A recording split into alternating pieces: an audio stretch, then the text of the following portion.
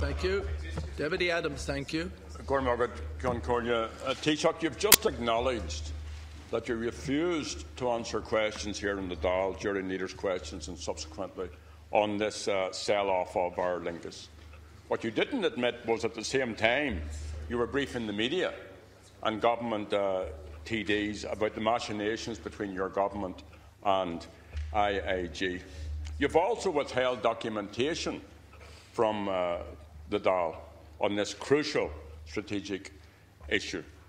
You say that you haven't read the Naris report. You've actually dealt with the Dáil once again in an arrogant and totally unacceptable way. And you did the same thing infamously, Taoiseach, with the Irish water issue and with IBRC. Now, Aer Lingus, as we all know, was a state company built up over decades by Irish workers, taxpayers and citizens. It is a key strategic asset for this island nation, not just the state, but for the entire island, which is both profitable and successful. But Aer Lingus, a symbol of pride and national identity, has been shamefully sabotaged by you and the previous government. In fact, despite their protestations, what you're doing is finishing off Fianna Fáil's work. And the fundamental issue here, Taoiseach, is that control over a key national strategic asset is to be handed over lock, stock and barrel to a multinational. And this company will always put profits and interests of their shareholders and board members before the interests of the Irish economy, the state or our citizens. So any assurances given by IAG about Aer Lingus should be given the same value as the 2011 election promises of Fine Gael and the Labour Party. Once Aer Lingus is gone, it's gone. You say that you've been given guarantees that there will be no outsourcing of jobs and compulsory redundancies at Aer Lingus. Please, thank you. Tommy Cricknahan. But according to Minister Donoghue, and this is what he says, Mr Kavanagh has also indicated that he does not foresee a likelihood of either compulsory redundancies or non-direct employment under IAG ownership. Does not foresee a likelihood? Is this a legal binding guarantee? And if this is a guarantee, then clearly you, Taoiseach, or Minister Donoghue should not be sent to the shop to buy a bottle of milk. Thank you. Taoiseach. First of all, Deputy Adams, I did not refuse to answer questions yesterday. I said I couldn't answer questions because the government had not concluded its deliberations on what's a very important issue for the country. And there was no government minister briefing anybody or out on any media until after the government made its decision, and would be right and proper. You may have intentions yourself of leaking information before decisions are made. As far as I'm concerned, government is about making decisions and then giving the reasons why those decisions are being made. And as I said yesterday, in answer to questions here, this is in the interests of the people and the country. Now, that's the situation about the questions yesterday. Aer Lingus is not owned by the Irish people, and hasn't been for quite a number of years. They own 25.1% of it. Aer Lingus, under this new proposal, will be registered in Dublin. Its brand image will continue as Aer Lingus. The personnel who work will work for Aer Lingus, and that position will not change, Deputy Adams. Clearly, the Minister for Finance of the day and for future years will now have an influence that the Minister for Finance did not have last week and did not have up until this decision was made yesterday, in that the Minister has a veto and control both over in the disposal of slots and the use of those slots for 7 years ahead. As I pointed out to you, what happened when Aer Lingus decided to move from Shannon to Dublin Was this House in a position to do anything about it? Was the deal done by Fianna Fáil able to prevent that from happening? No, it wasn't. And that change was made without any reference or any influence from the Minister of Finance here representing the Irish government and the Irish people. So what's involved here, Deputy Adams, and I understand that the Chief Executive of IAG will be holding a press conference later on today, Mr Kavanagh of Aer Lingus has responded to the Minister for Transport yesterday very clearly, both in respect of the introduction of legislation which the government have agreed to and published in respect of REAs, the inclusion of the employees of Aer Lingus in those REAs and those who are currently outside them, and that there will be more of the REAs. And he's also pointed out that they do not envisage in any circumstance compulsory redundancies, and to engage properly with all of the people involved here. So this is about an opportunity to grow the business of connectivity and economic growth into our country.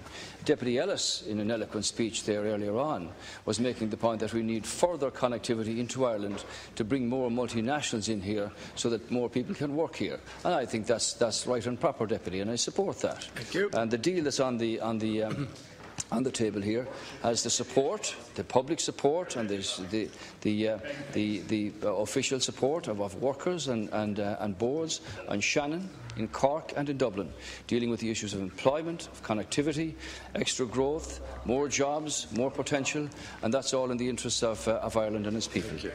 Deputy Adams. Thank you. Well, yesterday I asked you, would you publish all of the documentation around this issue? You haven't done it. I checked in the library earlier on. All we got was a statement and one or two records of committee meetings, but not the actual documentation, which is the spine of this sell-off. And it's also very clear, Taoiseach, that your backbenchers and your Labour Party colleagues have collapsed on this issue. Well, it must be great to lead a government whose compliance would give sheep, any self-respecting sheep, great embarrassment. There's been no Fine Gael and Labour Party members of the Transport Committee asked for this issue to be brought back to them. They agreed with that, and then they capitulated on this when you ignored the Transport Committee. But leaving all that to one side, what of the Aer Lingus workers who have been given no certainty in relation to compulsory redundancies or outsourcing? Thank you. I asked you that yesterday. You have still to answer it. What of the widespread concerns about the further erosion of terms and conditions in what will be inevitable restructuring of the company? When the IAG took over Iberia Airlines, they cut 4,500 jobs. The trade unions at Aer Lingus envisaged 1,200 job losses with this takeover. And what of the 15,000 deferred pensioners who government TDs said would be factored into any Aer Lingus deal? They haven't been factored into any Aer Lingus deal. And will you confirm, in contrast with the Aer Lingus workers, in contrast with the deferred pensioners, that current and former bosses at the airline will benefit by millions of euro from any sell-off? Thank you. And could you give us a figure for how much they will be paid in bonuses and in backhanders, or will we have to leave it as we did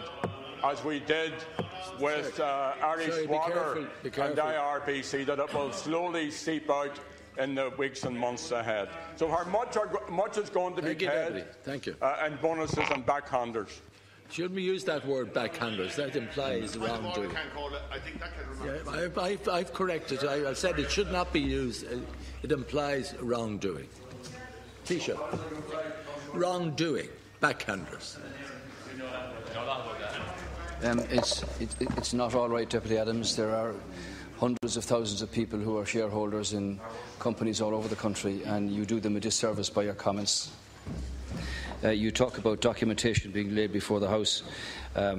Clearly, the Minister for Transport has just given a 30-minute speech in respect of both the background to this, the motion to be laid before the House, and the fact that clearly this was a matter of discussion here on quite a number of occasions over the past number of months. Yeah, Deputy O'Mahony has done a superb job as chairman of the Transport Committee. He had hearings already in respect of IAG and so on. But no more than any other Dáil committee, this is the premier forum here. And Sorry, will you stay quiet? Yeah, fine. At least, there's a time limit at least, Deputy Adams, you had the courtesy not to say they were trying to treat the House with contempt, because I tell you this much. If we had left the business the way that it was intended to be for today, the first person out of the traps in false indignation would have been Deputy Micheál Martin, wanting standing orders suspended to discuss this very important issue. And that's why there are now 2 days debate on it, with a vote to take place tomorrow. Thank you. So you'll also note, Deputy Adams, that both Cork and Shannon and Dublin have welcomed this proposal, because they see the real potential of growing the airline, of growing connectivity, of growing jobs, the impact of a further 4 destinations from the United States over the next number of years, and the much strengthened position that the Minister for Finance, on behalf of the government, whatever government is elected by the people, has for the time ahead, both in respect of the use of the slots and, for a longer period, the disposal of slots. And that's an influence that the government did not have before, which was the outcome of a very weak deal done before, when Aer Lingus was privatised in the first place. And as I pointed out to you, this House was completely powerless when Aer Lingus decided to shift from Shannon to Belfast. That is not now the case for the future. Deputy Clare Daly, please. Deputy Clare Daly, without